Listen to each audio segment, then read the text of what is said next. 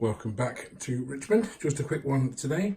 You see before you the results of my trip to the Nottingham Railway Society's show yesterday, Sunday the 17th. I didn't spend much. It wasn't a very big show.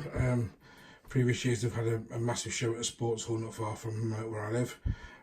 This year they've gone to a small sort of community centre the other side of Nottingham. And there's only about 4 or 5 layouts there, and a couple of stalls selling a decent amount of second-hand stuff. So we've gone and purchased 2 XLNER cattle trucks, Bachmann, older style Bachmann Bergie Bolster C, and an LNER 5 plank wagon.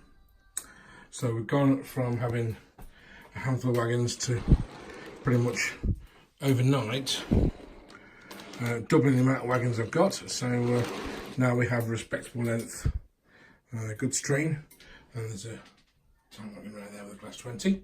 So let's just push this back into the, or try and push it back into the goods shed.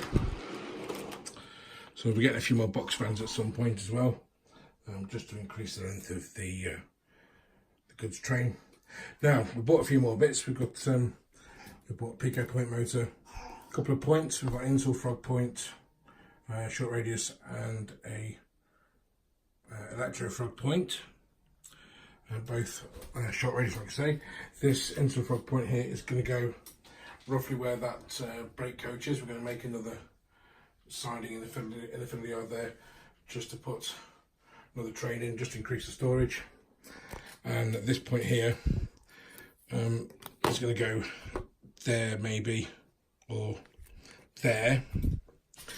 And we're going to make another couple of sidings, and we're going to put an extension piece on this board here. Only about 4 or 5 inches, maybe 6 inches max wide, and probably down to about there, just so we can fit a few more wagons in the goods yard, create a little bit more operational interest. And just admit, only having this short little blind siding here and then the siding through the goods shed, not really enough.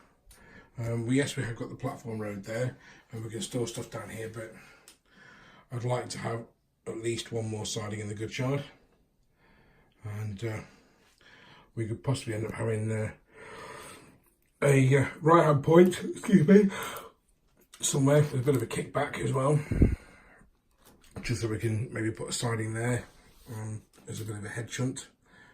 To apologise for me yawning, I'm really, really tired. I haven't actually done much over the weekend because I've had my boys and my wife's been working, so I've had to look after the boys. Oh yes, also we've had a delivery from Pico.